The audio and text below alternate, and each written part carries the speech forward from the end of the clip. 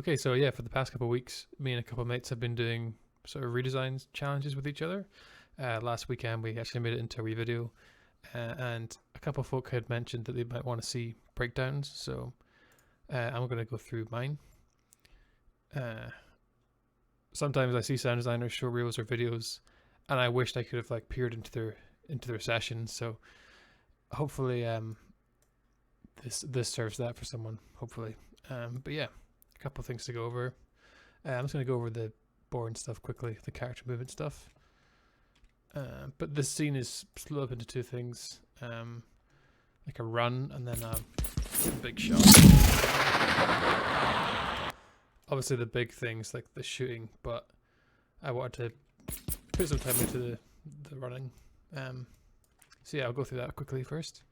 So I've got a lot of footstep sounds. I mean, ideally, I would have had like a bunch of Foley stuff where I could just do it in a take, but I ended up having to like layer up a lot of stuff to get the sound I want. So I've got like a base layer of just pavement footsteps, metal footsteps, because it looked like the guy had sort of metal shoes on, so I thought I'd stick some metal sounds in there too. I really wanted that squeaky shoe sound as well. And just some like general scuffs and stuff like that. And then to sort of beef it up, I just put a kick drum in here to give him some weight. That's actually mixed quite low. I think if I just show it all, you can't really hear it, but if you take it away, it does make a difference. Yeah. And then just some simple clothing stuff. So again, I didn't do any recording to image. This was just stuff I had from previous recordings.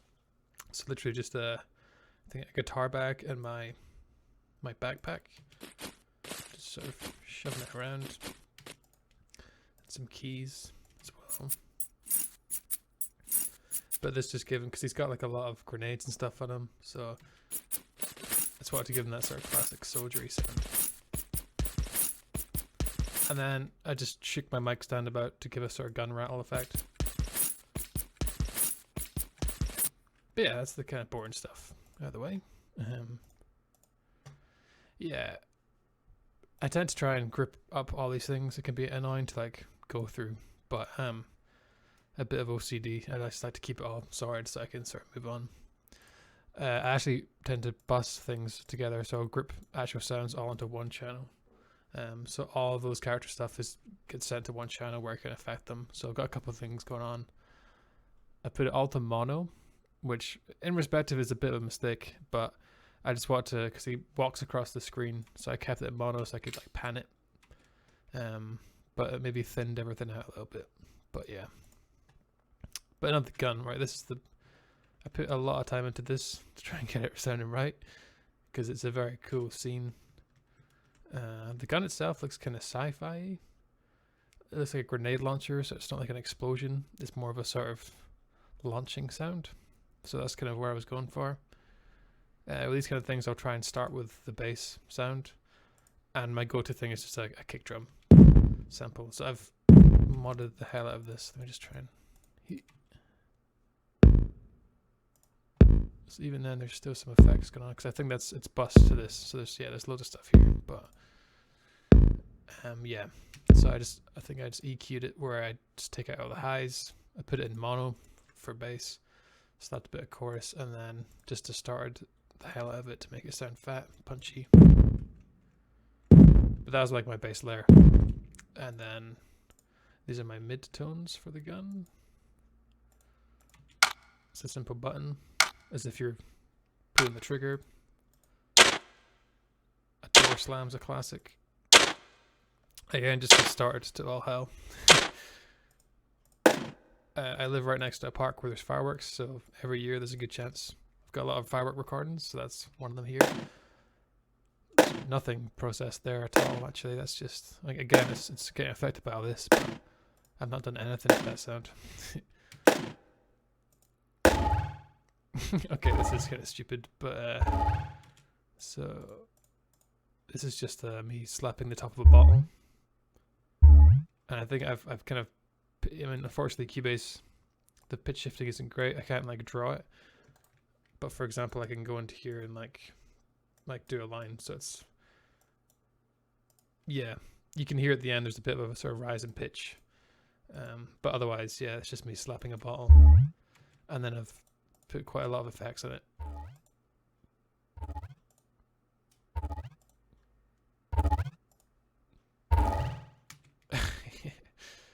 I just thought I'd give it quite a nice like sci-fi layer. And then some balloons. Again, just to get the sort of cracking mid-tone sounds. Stuff like balloons or fireworks are perfect for that sort of pop. My highs.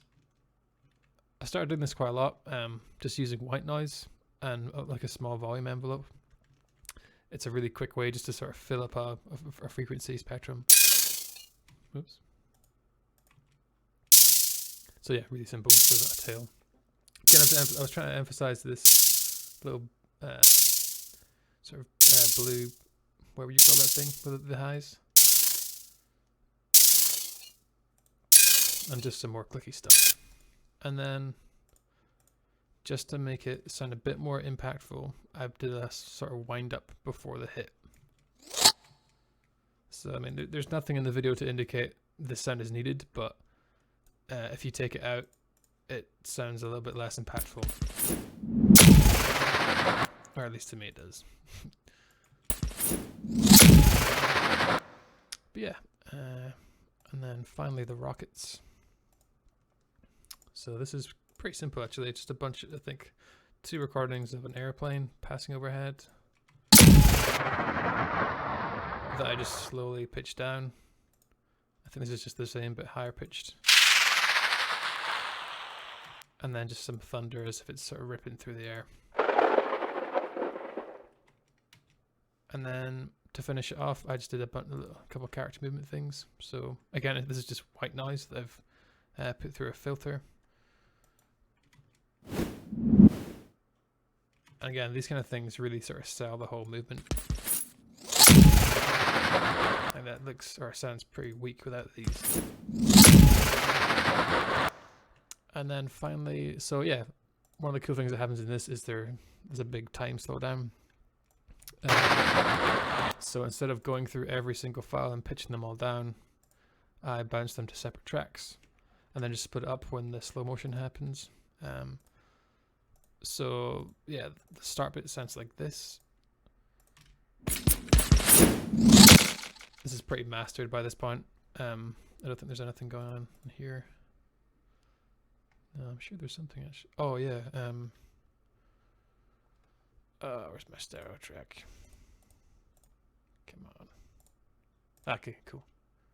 So on my stereo out, I've got a maximizer, but I'm modulating it when because I didn't want obviously I wanted the shot to sound louder than footsteps. So that's the kind of it's the maximizer's mix. So I punch it up right when the shot happens. Whoop.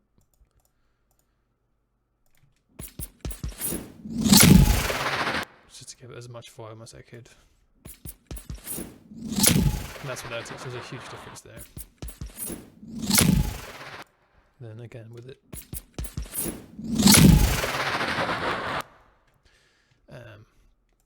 But yeah, so where was I?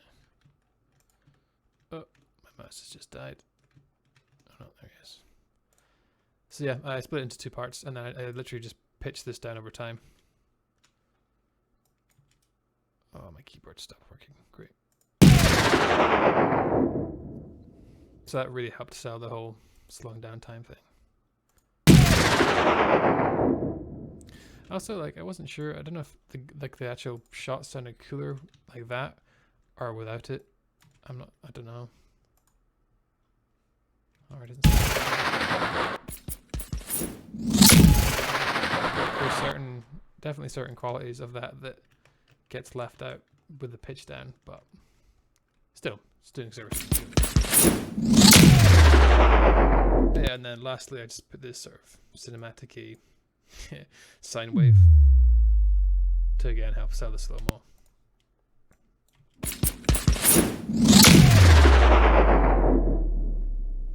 Alright, cool. Yeah, I hope that's been helpful. Corey also did one, which I'll maybe link to here, and I'll pop a link to the actual original video that this was from. But I think we're hoping to keep this up for each video we do, because I really enjoy seeing sound designers break things down, so I hope I've done it kind of well here. But yeah, thanks for watching.